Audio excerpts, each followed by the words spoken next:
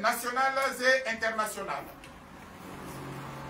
Nous rappelons qu'avant l'adoption de la Constitution ivoirienne du 8 novembre 2016 par référendum, le président Alassane Ouattara et ses proches collaborateurs avaient assuré le peuple ivoirien de ce que le vote de cette nouvelle constitution ouvrant la Troisième République et consacrant également les 2 mandats présidentiels ne permettrait aucunement au président sortant de candidater pour un 3e mandat présidentiel. Nous rappelons également que le 5 mars 2020, devant le Congrès, le président Ouattara avait pris l'engagement devant le peuple souverain de Côte d'Ivoire tout entier de ne plus briguer un autre mandat. Et il avait donc, suite à cela, désigné son candidat à la présidentielle de 2020 en la personne de l'ex-premier ministre paix à son âme, Gon Coulibaly. Mais hélas, devant le rappel à Dieu de l'ex-premier ministre, le chef de l'État sortant s'était cru donc obligé de violer sa propre promesse. Ce que le président français Emmanuel Macron avait alors soutenu en disant qu'il s'agissait d'un cas de force majeure. Là où, à la vérité, il était question d'une grave entorse à la démocratie et à la constitution ivoirienne. Aussi, devant les graves troubles sociaux que cette élection de 2020 avait encore causé dans toute la Côte d'Ivoire, qui avait encore entraîné une centaine de morts au sein des populations, nous, la FIDOC et la PEXI, suggérons au président Alassane Ouattara, qui aura réussi, quoi qu'on dise, à maintenir une relative stabilité dans le pays, de renoncer à briguer un 4e mandat présidentiel. Ainsi, il consoliderait la cohésion sociale encore fragile dans notre pays. Mesdames et messieurs les journalistes, à l'issue de cette 2e présentation, je voudrais donc passer la parole au président de la PEXI pour vous donner la teneur des 2 autres sujets. Et ensuite, nous passerons aux questions. Monsieur le Président. Merci, mon très cher frère, président d'honneur de la FIDOC. Nous allons passer au 3e sujet, qui va porter sur la révision de la liste électorale avant l'élection présidentielle d'octobre 2025. Conformément à la loi électorale de la Côte d'Ivoire, précisément à l'article 6 du Code électoral, il est fait obligation à la Commission électorale indépendante CEI de procéder annuellement à la révision de la liste électorale RLE. Ce que semble vouloir violer la CEI et son président actuel, M. Ibrahim Koulibaly Kubier, qui prétendrait vouloir effectuer la révision de la liste électorale probablement après les échéances présidentielles d'octobre 2025. Ce qui ne donnerait aucune valeur et priverait des milliers d'Ivoiriens de leur droit de vote que leur confère la Constitution ivoirienne. Nous avons suivi avec beaucoup d'intérêt la porte-parole adjointe de la Commission électorale indépendante CEI, Maître Yolande Keti, épouse Yacobi, sur un plateau de télévision en date du 09 février 2025 et qui disait ceci: il est totalement impossible de réaliser une révision annuelle électorale en 2025. Et elle est allée très loin dans sa déclaration en disant devant le peuple souverain de Côte d'Ivoire que ce n'est pas une question d'argent, mais plutôt d'une réalité sur le terrain. Nous demandons aux différents représentants de la CEI d'avoir pitié, oui nous disons bien, nous demandons aux différents représentants de la CI d'avoir pitié des Ivoiriens qui les écoutent lorsqu'ils font des déclarations sur les plateaux télé. Car nos populations ivoiriennes sont fatiguées.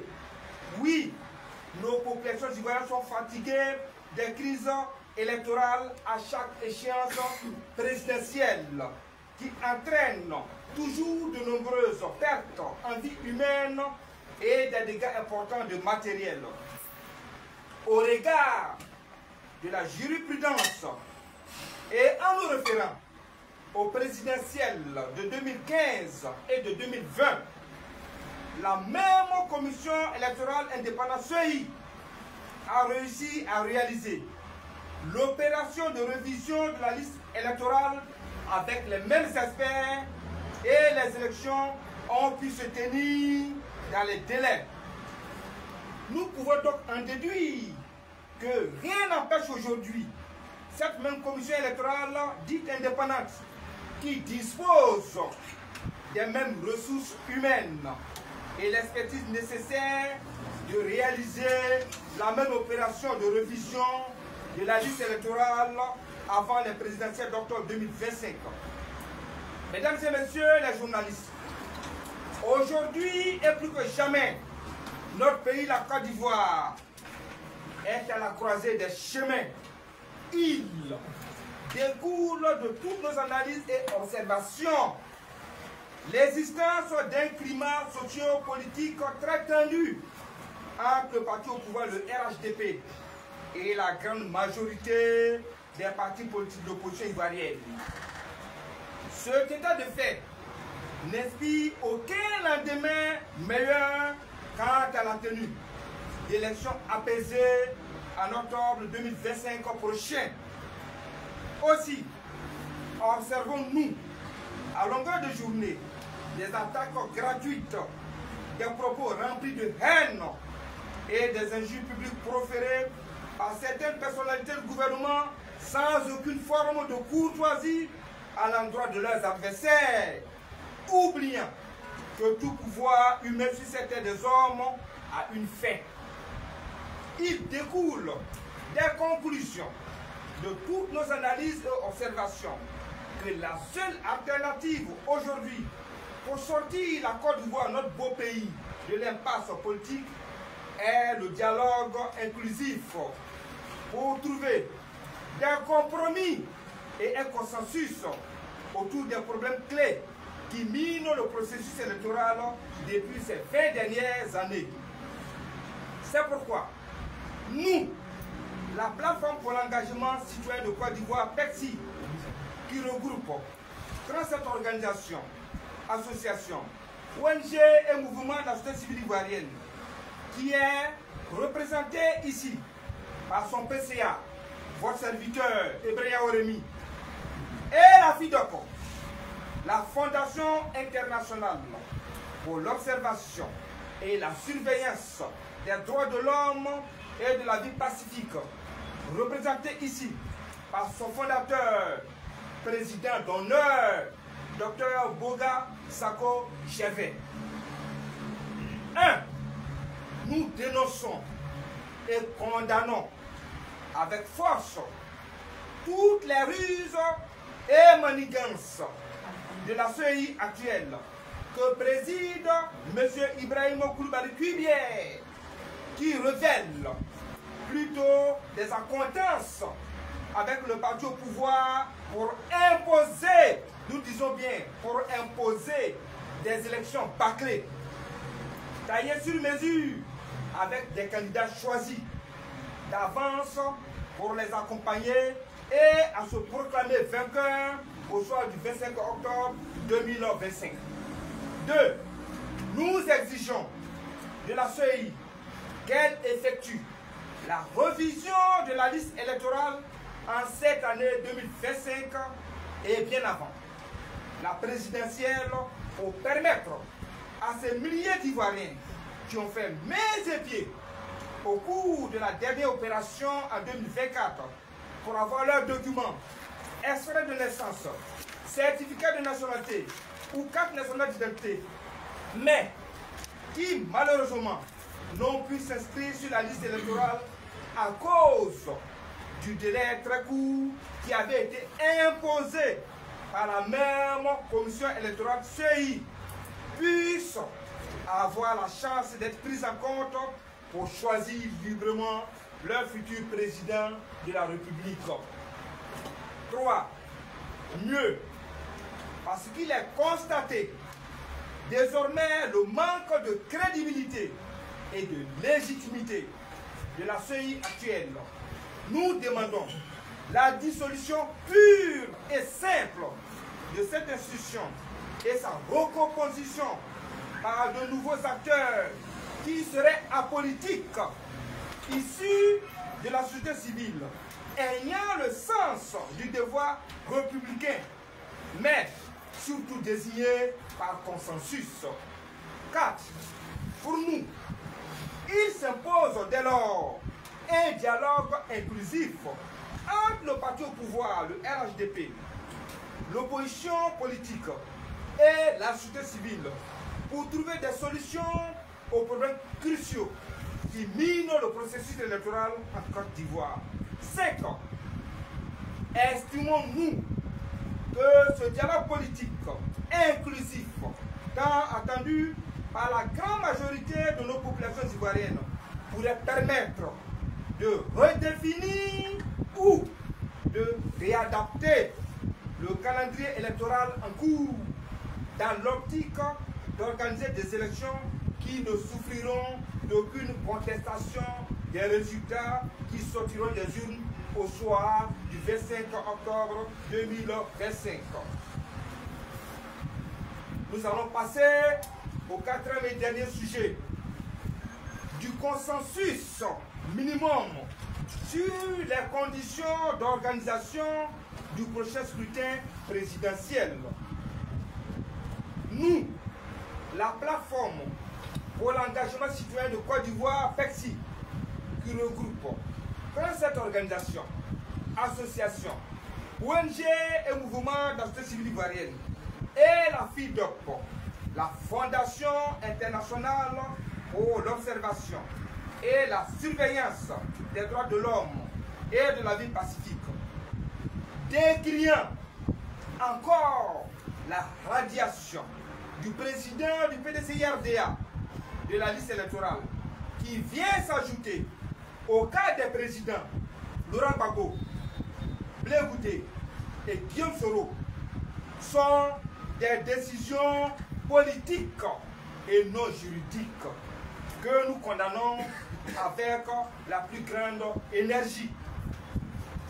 Dénonçant une fois de plus les atermoiements de mauvais goût et de mauvais augure de la commission électorale indépendante CEI et de son président sur la question non discutable de la révision de la liste électorale en cette année 2025 et en prélude à la présidentielle.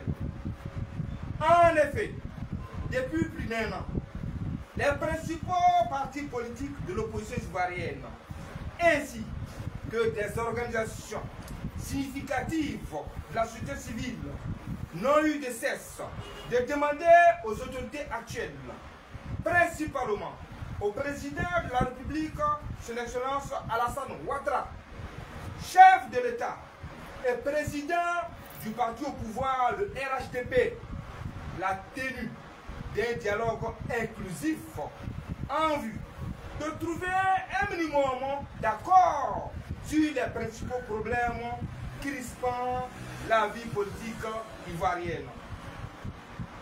Soutenons que pour redonner toute sa crédibilité à l'élection présidentielle d'octobre 2025 et surtout pour renforcer la légitimité du président de la République qui sera élu, un consensus minimum devra être conclu préalablement au scrutin sur les questions suivantes. La première, il s'agit de la participation de tous les principaux protagonistes qui le souhaitent à la prochaine présidentielle d'octobre 2025 est une priorité absolue pour la société civile ivoirienne pour atténuer la tension sociopolitique actuellement très vive qui risque d'entraîner d'autres crises pré- et post-électorales plus graves que celles de 2010 et de 2020. 2. La mise en place d'un nouvel organe chargé du processus électoral, car la CEI actuelle a perdu toute crédibilité et légitimité aux yeux de la grande majorité de nos populations ivoiriennes. 3. L'audit de la liste électorale qui comporte des irrégularités notoires. Je dis bien, l'audit de la liste électorale qui comporte des irrégularités notoires et qui est contesté par tous les partis politiques significatifs de l'opposition ivoirienne et des organisations de la société civile pour plus de transparence et de crédibilité au présidentiel d'octobre 2025. La FIDOP et la PEXI, face à cette escalade de la tension sociopolitique dans le pays, du fait de l'élimination de tous les poids lourds de l'opposition ivoirienne aux échéances présidentielles d'octobre 2025, assombrit plus que jamais l'horizon et accroît davantage les populations vivant en Côte d'Ivoire. Nous lançons l'appel ci-après de façon pressante, ceci pour préserver la Côte d'Ivoire, notre beau pays, d'une crise post-électorale. Que Dieu Tout-Puissant mette du temps et de toutes les circonstances vers sur le peuple souverain de Côte d'Ivoire. Fait à Abidjan, le mardi 27 mai 2025, pour la PEXI, le PCA Ibrahim Yaourimi, pour la FIDOP, le président fondateur et président d'honneur, Dr Boga Sako Gervin, je vous remercie.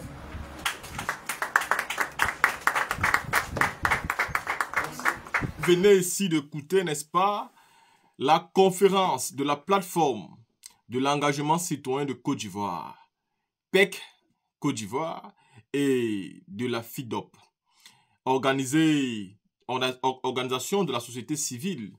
Et vous savez que la FIDOP a comme président le docteur Boga Sako.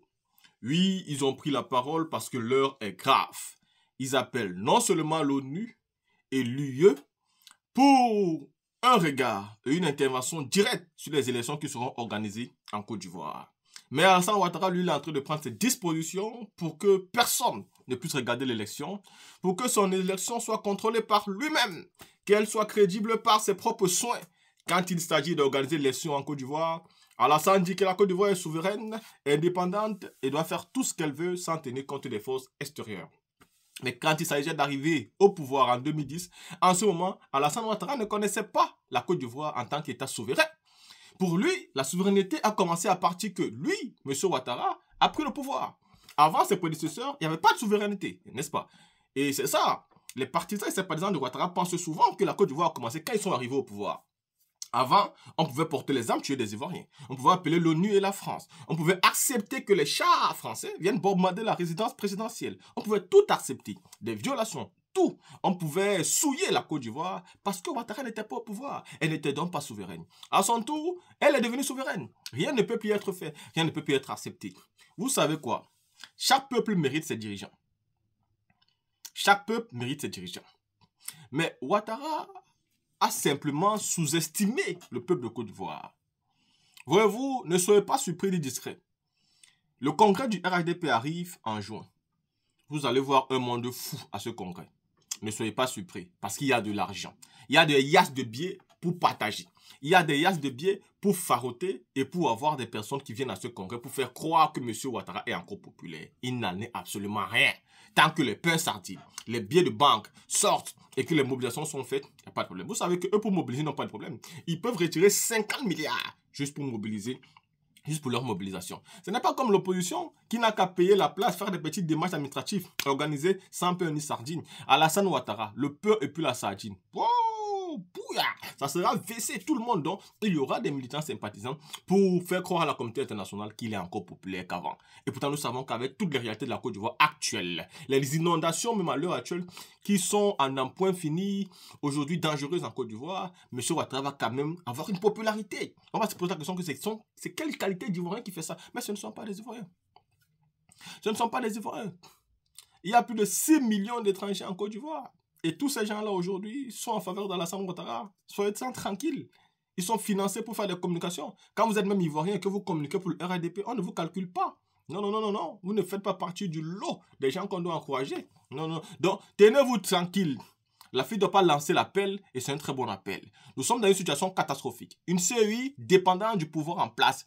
Une CEI qui ne peut pas organiser les élections parce qu'elle n'est pas crédible. Et il faut le dire sans feu fuyant.